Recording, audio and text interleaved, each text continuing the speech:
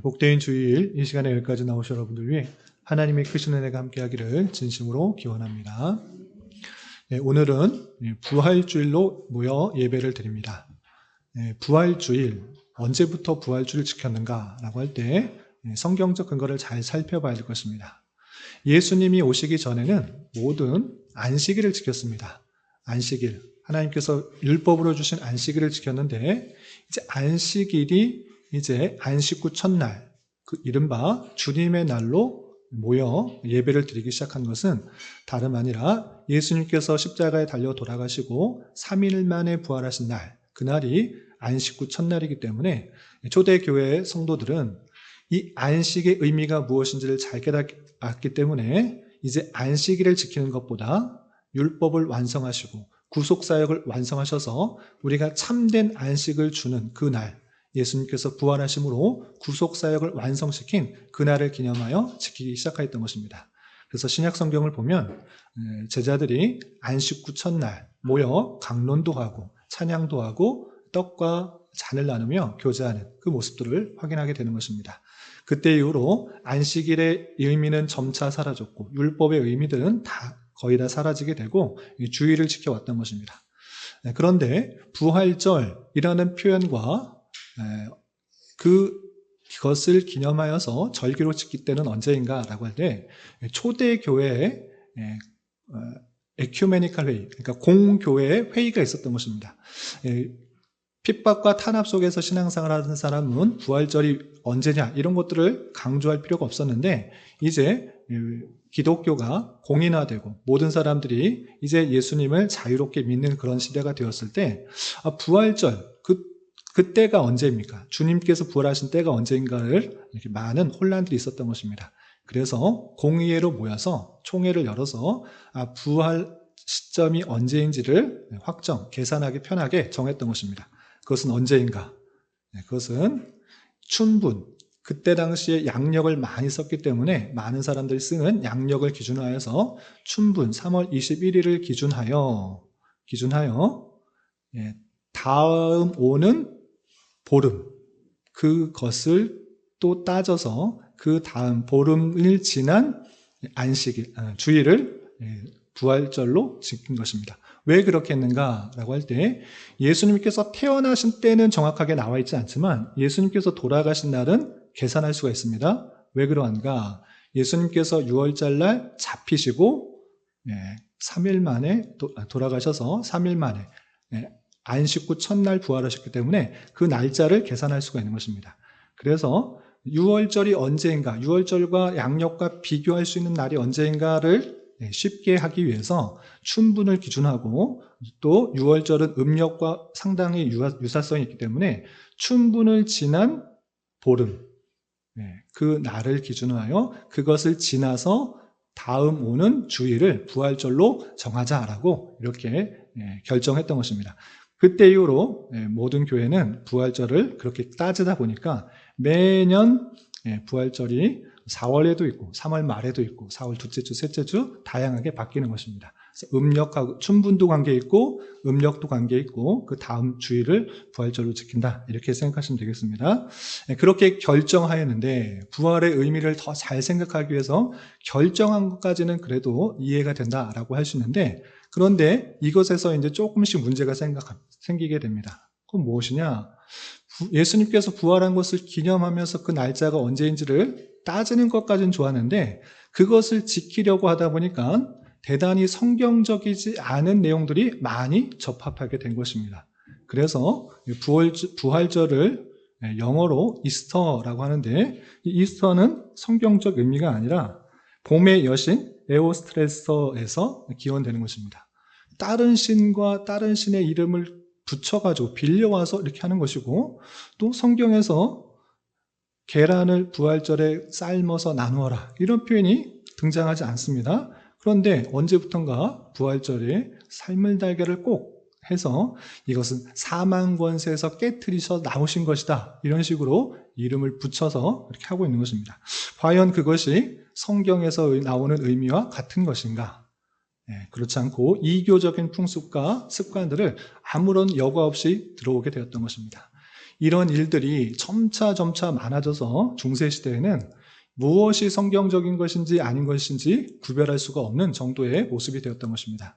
그래서 종교의 개혁자들은 오직 성경, 오직 말씀으로 돌아가자라고 해서 성경에서 나와 있는 것들 아닌 것은 다 빼어버리고 성경에서 말하는 것들만 더욱더 집중하자 이렇게 했던 것입니다. 그래서 구약 성경에 나오는 그리고 신약 성경 일부에 나오는 이런 절기는 예수님께서 오심으로 말미암아 다 완성되었으니 이제 더 이상 절기를 지키지 않는다. 이렇게 결정한 것입니다. 그것이 성경적이고 오직 예수님께서 그 모든 절기의 예표로서 오신 것이고 이제 모든 것을 완성하셨기 때문에 절기를 지킬 필요가 없다. 성경 말씀에 또 근거해서 그렇게 결정했던 것입니다. 그래서 절기를 지키기보다는 주일, 주님께서 모든 구속사역을 완성하신 부활하신 그 날을 기념하여서 더욱더 찬송하고 예배하고 또 그 의미를 다 살리려고 하는 것입니다. 그래서 우리 교회는 부활절이라고 표현하기보다는 부활주일이라고 하면서 이때쯤에 다른 사람들이 부활절 하면서 다양하게 하는 여러 행사들을 아무 생각 없이 따라하거나 왜 우리는 안 드립니까? 이렇게 안 지킵니까? 할 것 아니라 이런 시기에 더욱더 부활의 의미들을 잘 생각해보며 매 주일날 그 의미와 또 목적들을 되살리기 힘쓴다 이렇게 생각하시면 좋을 것 같습니다. 오늘 말씀으로 들어가도록 하겠습니다. 오늘 말씀은 아주 유명한 말씀입니다. 히스기야가 병들어 죽게 되었는데 기도하여 살아났다 이런 내용인 것입니다. 그런데 이 내용을 자기 마음대로 해석하여서 원래 말하고자 하는 뜻과 전혀 상관없이 죽게 되었을 때 히스기야처럼 기도하면 낫는다 이런 식으로 생각하고 또 그렇게 행하려고 하는 모습들이 나타나고 있는 것입니다. 우리는 이 본문에서 말하고 있는 것이 무엇인지 잘 생각해보고 또 교훈받는 시간을 좀 갖도록 하겠습니다. 먼저 오늘 본문 20장을 살펴보기 전에 어떤 일들이 있었는지 잘 간단하게 좀 설명을 드리면 17장을 기점으로 북이스라엘은 완전히 멸망하게 되었습니다. 아수르에 의해서 멸망하게 되었는데 그 멸망의 이유를 아주 구체적이고 자세하게 써놓았습니다. 그것은 다름 아니라 하나님께서 많은 선지자와 선견자를 통하여서 그렇게 섬기면 안 된다. 하나님 너 마음대로 섬기면 안 된다. 우상 숭배하면 안 된다. 이렇게 계속해서 경고해주고 참으로 믿어야 될 분이 여호와 하나님인 줄을 알려주었음에도 불구하고 여전히 회개하지 않고 완악한 모습 가운데 있을 때 그 심판을 유예하고 200년 동안 참아주었는데 바뀌지 않음으로 말미암아 하나님께서 심판하셨다 이렇게 표현하고 있습니다. 그리고 나서 이제 18장에서는 그 멸망할 때 남유다의 왕에 대해서 설명하는데 그때 누가 있었느냐? 유다의 왕 히스기야입니다. 왜 잘못 내었네요.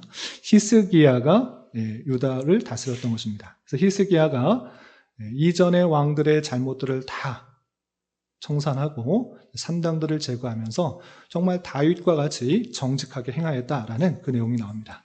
그러나 이렇게 하나님의 말씀대로 잘 살아고 또 통치를 하고 종교개혁을 했던 그 호사야에게도 어려움이 찾아온 것입니다. 북이스라엘을 멸망시켰던 아수르가 계속해서 남유다에게 남하하면서 계속 공격을 했던 것입니다.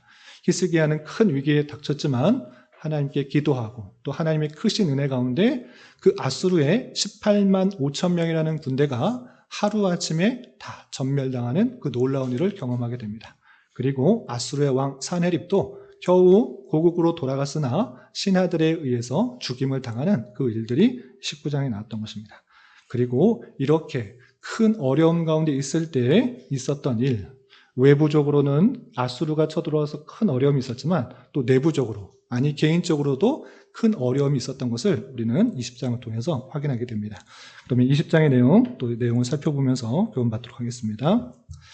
우선 20장 1절부터 3절까지는 히스기야가 죽을 병에 걸렸다라는 내용을 전해받고 어떤 모습을 보이는지 그 반응이 들어있습니다. 우리 1절부터 3절까지 쭉 읽어보겠습니다. 시작. 그때 히스기야가 병들어 죽게 되매 아모스의 아들 선지자 이사야가 그에게 나와 그에게 이르되 여호와의 말씀이 너는 집을 정리하라 내가 죽고 살지 못하리라 하셨나이다. 히스기야가 낯을 벽으로 향하고 여호와께 기도하여 이르되 여호와여 구하오니 내가 진실과 전심으로 주 앞에 행하며 주께서 보시기에 선하게 행한 것을 기억하옵소서 하고 히스기야가 심히 통곡하더라. 1절을 먼저 보시면 그때에 라고 되어 있는데 이 그때가 아수르가 하루아침에 전멸당한 이후라기보다는 그 쳐들어왔을 때로 생각할 수 있습니다. 왜 그런가 라고 할 때 뒤에 6절에도 나오지만 하나님께서 약속하신 그 내용을 보면 아수르 왕의 손에서 구원할 것이다. 이 성을 보호하실 것이다. 이렇게 말했는데 먼저 그 아수르가 다 멸망한 뒤에 이런 얘기를 할 필요가 없었을 것입니다. 그래서 이 그때는 아수르의 위협을 받고 있을 때 이런 일도 있었다. 같이 생각하는 게 좋을 것입니다. 후에 있은 일이라기보다는 그때와 같이 있었던 것으로 우리는 생각할 수 있습니다. 그리고 아수르가 첫 침략해오는 그 연도와 히스기야가 또 수명을 연장받고 산 연도를 따져볼 때 이것이 아수르가 멸망당한 이후에 아수르가 군대가 전멸당한 이후라기보다는 그때 같이 또는 그 전에 있었던 일로 우리 생각해 볼 수 있습니다. 어쨌든 히스기야가 어떤 일이 있었는가? 병들어 죽게 되었다라는 것입니다. 그래서 이사야 선지자가 여호와 말씀이 너는 이제 죽게 되었으니 집을 정리하라. 너는 이제 죽을 것이다. 이 이야기를 전해 들은 것입니다. 이때 히스기야는 하나님의 말씀대로 잘 살려고 하고 또 종교 개혁도 하고 그 백성들에게 선한 정치를 행했는데 왜 죽어야 되나? 라는 생각이 들었던 것 같습니다. 그래서 낯을 벽으로 향하고 여호와께 간절히 기도하는 것입니다. 그리고 내가 진실과 전심으로 주 앞에 행하며 주께서 보시기에 선하게 행했으니 나를 긍휼히 여겨주시옵소서. 나에게 은혜를 내려 주십시오라고 계속 기도하는 것입니다. 심히 통곡하면서 기도를 한 것입니다.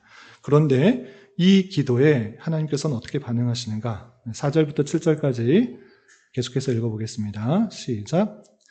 이사야가 성읍 가운데까지도 이르기 전에 여호와의 말씀이 그에게 임하여 이르시되 너는 돌아가서 내 백성의 주권자 히스기야에게 이르기를 왕의 조상 다윗의 하나님 여호와의 말씀이 내가 내 기도를 들었고 내 눈물을 보았노라. 내가 너를 낫게 하리니 내가 3일 만에 여호와의 성전에 올라가겠고 내가 내 날에 15년을 더할 것이며 내가 너와 이 성을 아수르 왕의 손에서 구원하고 내가 나를 위하고 또 내 종 다윗을 위함으로 이 성을 보호하리라 하셨더라. 이사야가 이르되 무화과 반죽을 가져오라 하매 우리가 가져다가 그 상처에 놓으니 나으니라. 아멘. 죽을 것이라는 그 소식을 듣고 히스기야는 간절히 하나님께 기도했습니다. 통곡하며 기도했습니다. 나는 선하게 행했습니다. 하나님 긍휼히 여겨주십시오 라고 기도했습니다. 그런데 이사야가 히스기야 선지자에게 죽을 것이라는 그 이야기를 하고 성읍에 이르기도 전에 하나님의 응답이 임하였습니다. 즉각적으로 그 기도를 들으셨습니다. 그리고 이렇게 말씀하십니다. 내가 내 기도를 들었다. 내 눈물을 보았다. 내가 너를 낫게 하실 것이다. 내가 죽을 것이었으나 이제 그 기도에 응답하여 너를 낫게 할 것이다. 이제 3일 안에 성전에 올라갈 수 있는 그런 몸의 회복들을 볼 것이다. 그리고 네가 15년이라는 기간을 더 살 것이다 라고 생명의 연장을 약속받게 된 것입니다. 또한 아까도 말씀드렸던 것처럼 지금 아수르가 공격한다고 걱정하느냐? 걱정하지 마라. 내가 아수르 왕에서 너를 구할 것이고 그리고 성을 보호할 것이다. 이렇게 약속하는 것입니다. 그리고 이사야 선지자가 무화과 반죽을 그 상처에 갖다 놓으니 정말 낫게 된 것입니다. 그런데 이 낫게 되었는데 여전히 이 히스기야는 아직도 확실히 나은 것인지 또 이것이 조금 도져서 하루 이틀 지나면 또 다시 병에 걸릴 것인가 이런 또 불안한 것들이 있었던 것입니다. 그래서 회복의 확실성을 위해서 징표를 구하는 내용이 8절부터 11절까지 이어집니다. 히스기야가 어떤 징표를 구했고 또 실제 어떤 일이 일어났는지 8절부터 11절까지 함께 읽어보겠습니다. 시작. 히스기야가 이사야에게 이르되 여호와께서 나를 낫게 하시고 3일 만에 여호와의 성전에 올라가게 하실 무슨 징표가 있나이까 하니 이사야가 이르되 여호와께서 하신 말씀을 응하게 하실 일에 대하여 여호와께로부터 왕에게 한 징표가 임하리이다. 해 그림자가 10도를 나아갈 것이니까 혹 10도를 물러갈 것이니까 하니 히스기야가 대답하되 그림자가 10도를 나아가기는 쉬우니 그래야 할 것이 아니라 10도가 뒤로 물러갈 것이니이다 하니라. 선지자 이사야가 여호와께 간구하며 아하스의 시계 위에 나아갔던 해 그림자를 10도 뒤로 물러가게 하셨더라. 예, 나았습니다. 무화과 나무를 상처에 대었더니 나은 것입니다. 그럼에도 불구하고 확실하지 않은 것입니다. 혹시 또 도지면 어떻게 되는가? 아니면 1년 뒤에 또 아파지면 어떻게 하는가? 확실히 나았다는 것을 징표를 보여주십시오 라고 구하는 것입니다. 그래서 그래 하나님께서 말씀하셨는데 그 나은 것 확실하지 않으면 내가 징표를 보여주겠다. 그러면 두 가지 중에 하나를 선택해라. 해시계의 그 그림자가 10도를 앞으로 갈 것인지 10도를 뒤로 가게 할 것인지 네가 원하는 것 정말 일어났으면 좋겠는 거 선택하면 그대로 하게 되고 이것이 너에게 징표가 될 것이다. 확실히 나을 것이고 또 하나님께서 그 성을 보호하실 것이며 내 생명이 15년이나 연장될 것이라는 확실한 징표가 될 것이다. 이렇게 알려주는 것입니다. 그러자 히스기야는 10도 앞으로 가는 건 언제든지 할 수 있으니 그렇게 하지 말고 10도를 뒤로 가게 해주십시오 라고 간구했는데 정말 하나님께서 해그림자를 10도를 뒤로 가게 해서 시간이 들어가게 하는 아주 놀라운 역사를 보여주어서 정말 회복이 확실하게 됐다는 것을 깨닫게 하시는 내용이 나옵니다. 이것을 통해서 교훈받아야 될 것이 무엇인지는 좀 이따가 다시 살펴보도록 하겠습니다. 그리고 이렇게 병이 낫게 된 그때에 멀리 바벨론에서 사신들이 와서 그 병이 난 것에 축하하는 그 내용이 이어지게 됩니다. 이 바벨론 사신들이 와서 또 봤을 때 히스기야가 어떤 것을 또 자랑하고 기뻐했는지 12절 13절 계속해서 읽어보겠습니다. 시작. 그때 발라단의 아들 왕 브로닥 발라단이 히스기야가 병들었다함을 들고 편지와 예물을 그에게 보낸지라. 히스기야가 사자들의 말을 듣고 자기 보물고의 금은과 향품과 보배로운 기름과 그의 군기구와 창고의 모든 것을 다 사자들에게 보였는데 왕궁과 그의 나라 안에 있는 모든 것 중에서 히스기야가 그에게 보이지 아니한 것이 없더라. 멀리 이제 아수르의 공격을 받고 있는데 그보다 더 멀리 있는 이 바벨론에서 사신들이 와서 병이 난 것을 축하로 왔습니다. 열왕기 하의 본문에서는 병들었다 함을 듣고 편지와 예물을 그에게 보냈다라고 하는데 같은 기사인 역대하와 이사야의 이 내용이 그대로 실려 있는데 거기는 더 구체적으로 병들었다가 나았다함을 듣고 축하하기 위해서 사신을 보냈다 이렇게 표현되고 있습니다. 그래서 병이 나았다는 것을 축하해 주기 위해서 바벨론의 왕이 사신을 보내서 축하한 것입니다. 그런데 병이 나은 그것이 하나님의 은혜인 것을 기억하며 하나님께 영광 찬송을 돌려야 되는데 히스기야는 헛된 것을 자랑하고 있는 모습을 보이게 됩니다. 무엇을 자랑하느냐? 자기 보물고의 금은, 향품, 보배로운 기름, 또 군기고 창고의 모든 것을 다 그 바벨론의 사자들, 그 사신들에게 보여준 것입니다. 그래서 보여주지 아니한 것이 하나도 없다라고 할 정도로 그가 갖고 있는 자랑할 만한 거 다 그 바벨론 사신에게 보여준 것입니다. 그로 말미암아 이사야가 그를 책망하는 그런 내용들이 이어지는데 먼저 이사야가 질문한 것, 또 히스기야가 무엇이라고 대답하는지 계속해서 말씀을 읽어보도록 하겠습니다. 시작. 선지자 이사야가 히스기야 왕에게 나와 그에게 이르되 이 사람들이 무슨 말을 하였으며 어디서부터 왕에게 왔나이까?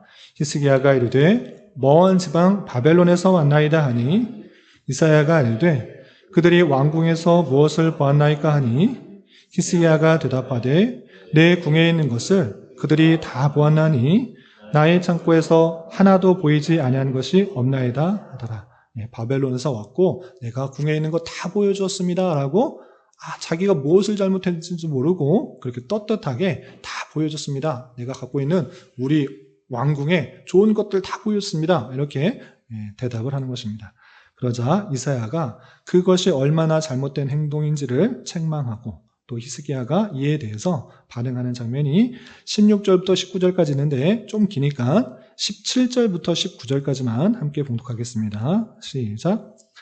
여호와의 말씀이 날이 이르리니 왕궁의 모든 것과 왕의 조상들이 오늘까지 쌓아두었던 것이 바벨론으로 옮긴 바 되고 하나도 남지 아니할 것이요 또 왕의 몸에서 날 아들 중에서 사로잡혀 바벨론 왕궁의 환관이 되리라 하셨나이다 하니 히스기야가 이사야에게 이르되 당신이 전한 바 여호와의 말씀이 선하니이다 하고 또 이르되 만일 내가 사는 날에 태평과 진실이 있을진데 어찌 선하지 아니하리요 하니라.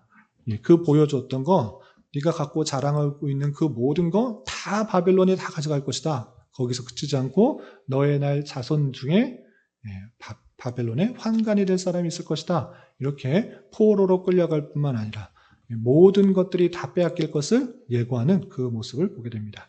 이러한데 히스기야가 나 때 일어난 것이 아니라 내 후손의 이런들이 일어난 것을 인하여 그나마 하나님께서 나에게 자비를 베풀어 주셨다라고 하나님을 찬양하는 내용이 19절에 표현되고 있습니다.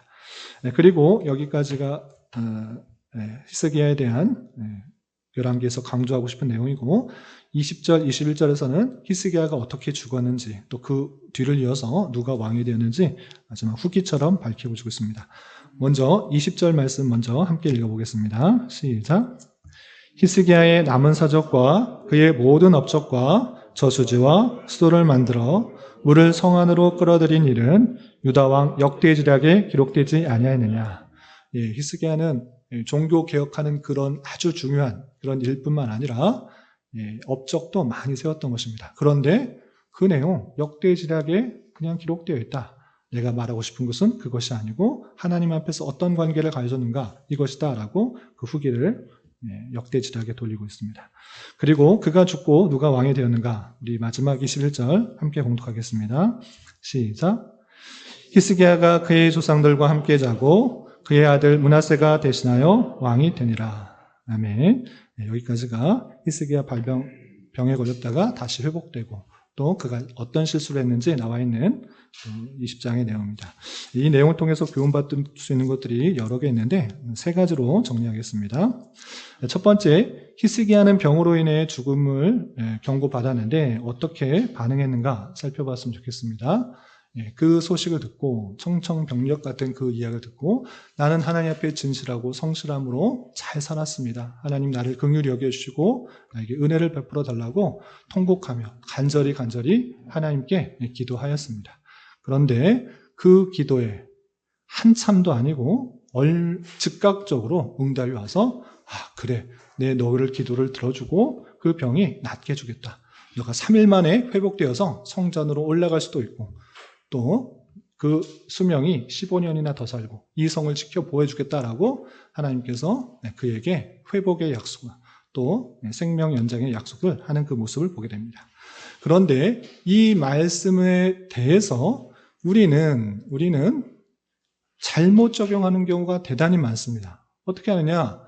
우리가 죽음을 경고받았을 때 히스기야처럼 정말 간절히 기도하고 벽을 향하여 하나님께 통곡하면서 기도하고 또 은혜를 구한다고 하면 하나님께서 들어줄 수 있다. 아니, 히스기야는 정직과 성실로 올바른 삶을 살았기 때문에 그의 기도는 들어주신다. 그러니 혹이라도 병에 걸려서 낫기 위해서 우리는 바르고 정직한 삶, 하나님께서 원하시는 삶을 살아야 된다. 이렇게 적용하는 경우가 적지 않게 있는 것입니다.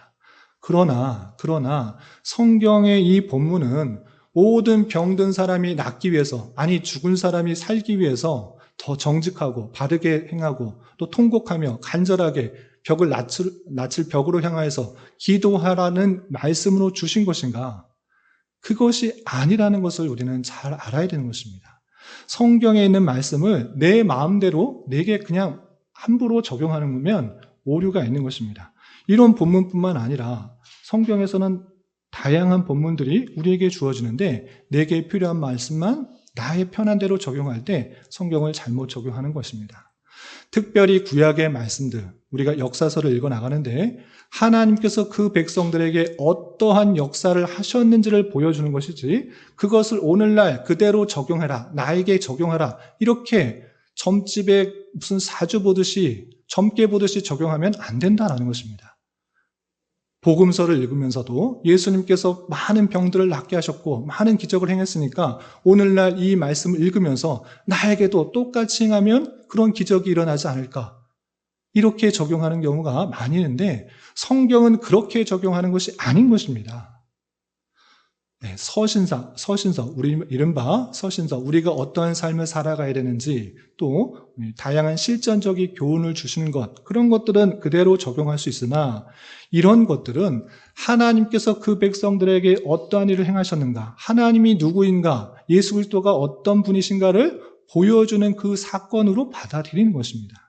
그러므로 이 말씀을 병들었을 때 이런 방식을 통해서 이런 행을 통하여서 나을 수 있다라고 적용하는 것이 아니라 하나님은 참으로 인자롭고 자비로워서 하나님 제대로 섬기지 않은 사람 끝내 기다려주다가 심판하시기도 하시고 선하셔서 올바르게 행하였던 그 모습들, 죽어야 마땅한 그 히스기야도 인자와 자비를 베풀어 주셔서 15년이나 더 살게 해주시는 그런 능력의 하나님이시다. 생명의 하나님이시다. 구원의 하나님이시다를 보여주는 것입니다. 똑같이 이것을 우리에게 적용하라는 그것이 아니고 하나님이 어떠한 분이신지를 깨달으면 되는 것입니다. 그런 줄 알아. 히스기야도 연약하여서 내가 죽게 되었다라고 했을 때 그 부활의 이후 내세의 생각을 하지 못하고 연약한 가운데 내가 낫기를 바라는 그런 연약함 가운데 있었지만 하나님께서는 인자가 풍부하시고 긍휼이 풍부하셔서 그 모든 것들을 들어주시는 그런 하나님이셨다라는 것들을 우리는 깨달아야 될 것입니다. 이러므로 하나님은 성도의 기도에 응답하여 주시고 즉각적으로 반응해 주시고 병도 낫게 해주시는 분이시다. 그런 분이시고 또 하나님의 놀라운 섭리 가운데서는 병도 주시고 고난도 주시고 슬픔도 주시고 역경도 주시고 그리고 하나님께서 원하실 때 병도 치료하시고 어려움도 이겨나가게 하시고 승리케 하시는 분이시구나. 이것을 깨달으면 되는 것입니다. 하나님의 놀라우신 줄 깨달아 주님을 더욱더 의지하고 나아갈 수 있는 저와 여러분이 되시기를 주님의 이름으로 부탁을 드립니다. 그리고 두 번째 생각해 볼 것은 히스기야가 병 나왔을 때 바벨론에서 사신이 와서 축하해 줬습니다. 어떻게 병이 나왔습니까? 다 죽는 줄 알았는데 어떻게 나을 수 있었습니까? 라고 할 때 히스기야는 큰 실수를 합니다. 그건 무엇이냐? 자기의 왕궁 곳간에 있는 것, 무기고 창고, 내가 갖고 자랑할 수 있는 모든 것들을 다 보여주면서 이런 것들이 있습니다. 나는 이런 것을 자랑합니다. 이렇게 모습을 보이는 것을 보게 됩니다. 그런데 이 모습에 대해서 역대하는 어떻게 평가하고 있는가? 같은 본문이 역대하, 이사야도 똑같이 실리고 있습니다. 역대하 32장 25절에 히스기야가 마음이 교만하여 그 받은 은혜를 보답하지 아니하므로 진노가 그 유다와 예루살렘에 내리게 되었다. 이렇게 평가하고 있는 것입니다. 히스기야가 병이 나은 것, 그것은 마땅히 어떻게 되는가? 내가 병 나은 것은 오직 하나님의 은혜다. 하나님의 역사이고 하나님의 주권적인 은혜로 내가 병이 나았습니다라고 하나님을 자랑하고 하나님께 그 은혜에 보답하는 것이 마땅한 것이었습니다. 그러나 그러지 않고 자신이 갖고 있는 다양한 보화, 무기 이런 것들 자랑하고 있는 모습에 하나님께서는 교만하였다. 그리고 하나님 은혜에 보답하지 아니하였다. 하나님의 진노가 예루살렘에 임한다. 이렇게 평가하고 있는 것을 보게 됩니다. 이러므로 말미암아 우리가 자랑해야 될 것이 무엇인가를 다시 한번 생각해 봐야 될 것입니다. 우리는 이 세상에 갖고 있을 수 있는 부귀, 명예, 어떤 것이 자랑이 될 수 없다라는 것을 알아야 될 것입니다.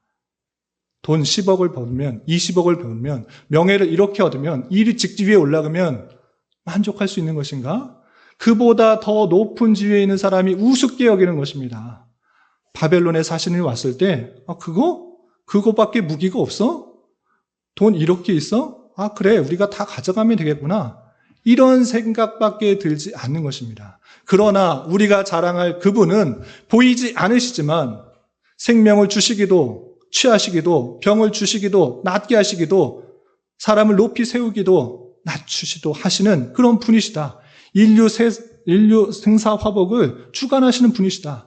보이지는 않지만 그분에 의해서 모든 인류가 좌우된다. 이 세상이 통치된다. 이런 것들을 자랑할 때 바벨론 내 사신들은 겁을 내며 두려워하며 함부로 쳐들어올 수 없는 것입니다. 그러나 이 히스기야는 그 연약함 가운데 세상적인 부귀와 명예를 자랑하는 그 모습 가운데 하나님께서 심판하신 그 내용들을 우리는 살펴봐야 될 것입니다. 우리의 자랑할 것은 이 세상의 어떤 것이 아니라 죄악된 나를, 죽어야 마땅한, 죄로 죽었던 우리를 예수 그리스도의 보혈의 은혜로 죄 씻음을 받게 하시고 생명을 주셨다. 그리고 그 생명을 주신 것에서 끝나는 것이 아니라 구원에 이르기까지 신실하게 지켜 보호하신다. 그분만을 믿고 자랑하고 드러내는 삶을 살아야 될 것입니다. 그러한 그리고 우리 교회가 되어야 될 것입니다. 우리 교회의 자랑이 무엇이어야 됩니까? 무슨 시스템이 잘 되어 있다, 성경 공부를 잘한다, 이런 목사가 뭐하다, 이런 내용들이 전혀 아니라 우리의 자랑, 우리 교회의 자랑은 오직 하나님께서 우리를 택하여 주시고 우리를 위해서 희생당하시고 우리를 구원하셨다라는 그 놀라운 그 모습들이 되는 것입니다. 이런 은혜를 받은 자답게 주님만을 자랑하고 주님만을 기쁨으로 여기는 저와 여러분 되시기를 주님의 이름으로 부탁을 드립니다. 마지막으로 한 가지 더 생각해야 될 것은 히스기야 뒤를 이어 왕이 된 사람이 누구인가를 잘 생각해야 될 것입니다. 뒷 내용 21장에 이어지는 내용이지만 오늘 20장에 그쳐지지만 우리는 히스기야가 연장받아서 낳은 아이 이 므낫세에 대해서 반드시 생각해야 될 것입니다. 히스기야의 29년간의 통치를 마치고 죽은 이후에는 그의 아들 므낫세가 대신하여 왕이 되었다라고 기술하고 있습니다. 그리고 바로 뒤에 이어지는 21장 1절에서 보시면 므낫세가 왕이 될 때 나이가 12세라 되었습니다. 12세. 그러면 이 므낫세는 히스기야가 병에 걸리기 전에 낳은 아닙니까? 병이 낫고 난 후에 낳은 아이입니까? 낳고 난 후 3년 만에 낳은 아이가 이 므낫세인 것입니다. 그런데 그 3년 만에 낳은 아이 12년 동안 히스기야의 어떤 모습을 보고 배웠기에 그의 55년간의 통치가 정말 이스라엘에 이보다 악한 왕이 없을 정도로 아주 악한 모습을 보이는 것입니다.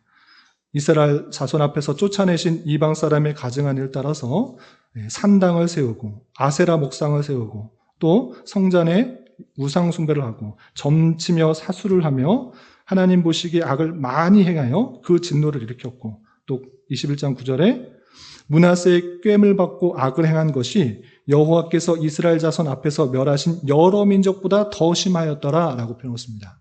지금 가나안 족속들이 왜 멸망한 것입니까? 너무나 악하기 때문에 이거 사람으로서 이런 일들을 행하면 안 되는데 어떻게 자신의 아들을 불살러서 신에게 바치나 이렇게 타락한 모습이 있으면 안 된다 해서 참고 기다리다가 여호수아를 통하여서 그 민족들을 진멸하라 심판의 성격으로 하도록 한 것입니다. 그런데 지금 므낫세에 대해서 어떻게 평가하고 있습니까? 이스라엘 자손 앞에서 멸하신 여러 민족보다 더 심하였더라. 그 므낫세는 가나안 민족보다 더 심하였다. 더 악하다. 어떻게 이런 왕이 있느냐. 그 아버지는 선하게 종교개혁을 일으켰는데 아들에게 뭘 보여줬는데 뭘 알려줬기에 이 므낫세는 그런 통치를 하였는가. 우리는 참으로 안타까운 그 모습을 발견하게 되는 것입니다. 그러므로 말미암아 히스기야가 하나님의 은혜 가운데 15년 연장받은 그 삶, 그렇게 연장받은 것이 중요한 것이 아니라 연장받은 삶 속에 그가 그 아들에게 무엇을 가르쳤는가? 무엇을 보여줬길래 므낫세는 아빠처럼 살면 안 되겠다. 나는 내가 만들고 싶은 왕, 신 다 섬기겠다. 할 짓 못할 짓 다 이렇게 행하는가 생각해 봐야 되는 것입니다.